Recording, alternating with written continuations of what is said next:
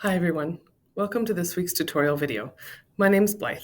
I'm here from the TIPS team to finish up our month on digital citizenship. This week's topic is digital citizenship implementation using the SAMR model. If you've been watching the other videos this month, then hopefully this video will pull all the pieces together of how to use some resources, how to use some of the frameworks like SAMR in conjunction with TPACK, and then how to tie that all together with the responsible use of technology agreement and some of the 5 competency activities. Let's go have a look.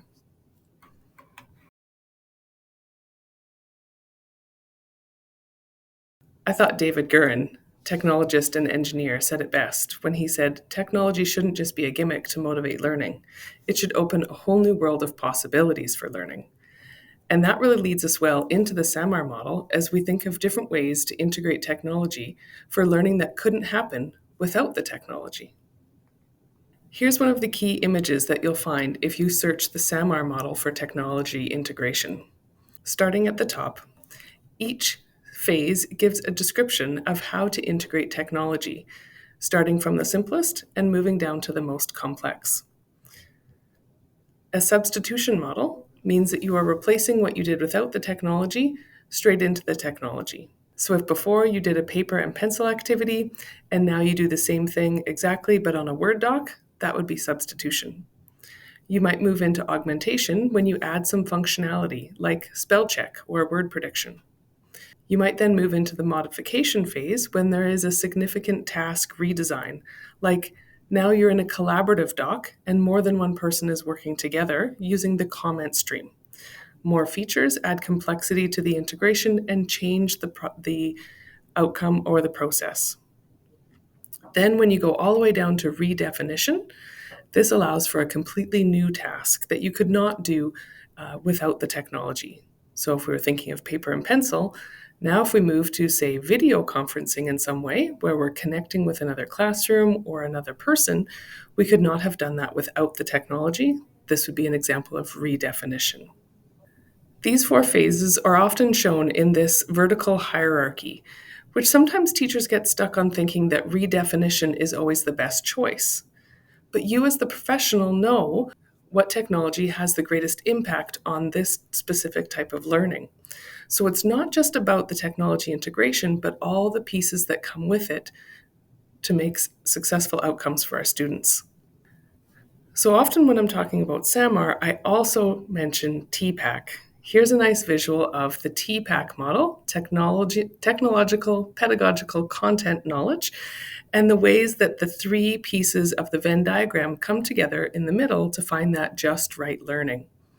So SAMR can help you identify the different ways to integrate under the technology knowledge bubble, but as a teacher, you are also integrating the pedagogy and the content from the curriculum. All of this happens within the context of your classroom with the learners that you know in front of you. And so I think the 2 models work well together because it honors the professional knowledge you have to make the technology come to life. Here's the example document for the Planning for DigCit implementation with SAMR. You'll find this on our website, and we'll go take a tour in just a second.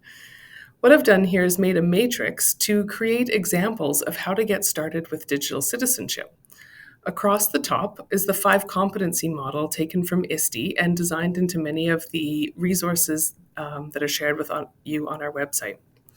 Down the left-hand column is the various ways to integrate technology from the SAMR model, starting in the yellow with substitution and then moving down to redefinition in the green. In this way, I was able to generate a number of ideas that matched the increasing complexity of integration going down and aligned with the competency at the top of the column. This text is quite small, so I'm going to jump out of here and show you where to find this and a template to make your own on our website. Here I am on our tips.epsb.ca website, and I've navigated to the digital citizenship page from the top menu here.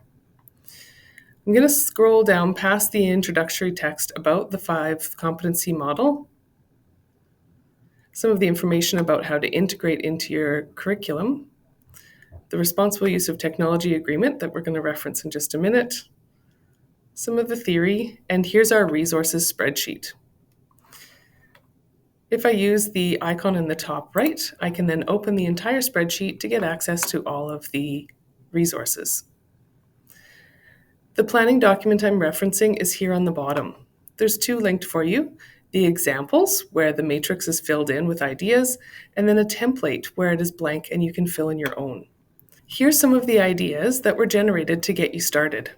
Remembering that yellow is for substitution in the SAMR model, modification, augmentation, and then redefinition in the green.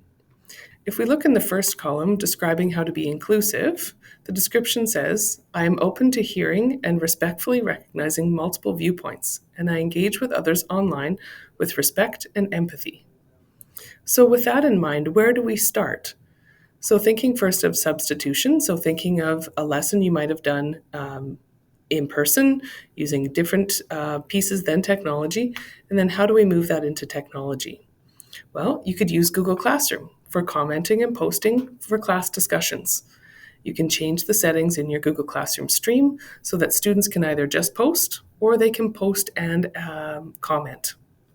Then, after students have practiced that, you could try working collaboratively in different Google apps using the commenting stream and replying there.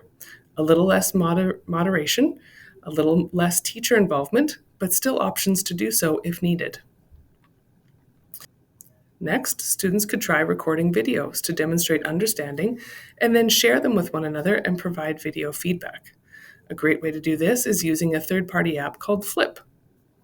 Once students have practiced at that and they're still showing respectful online digital communication that honors various viewpoints, then they could connect with other educators and students, maybe in a different classroom, maybe at a different school, or maybe even at a different community, where they can share their learning, share their videos, and then provide feedback to one another in that way.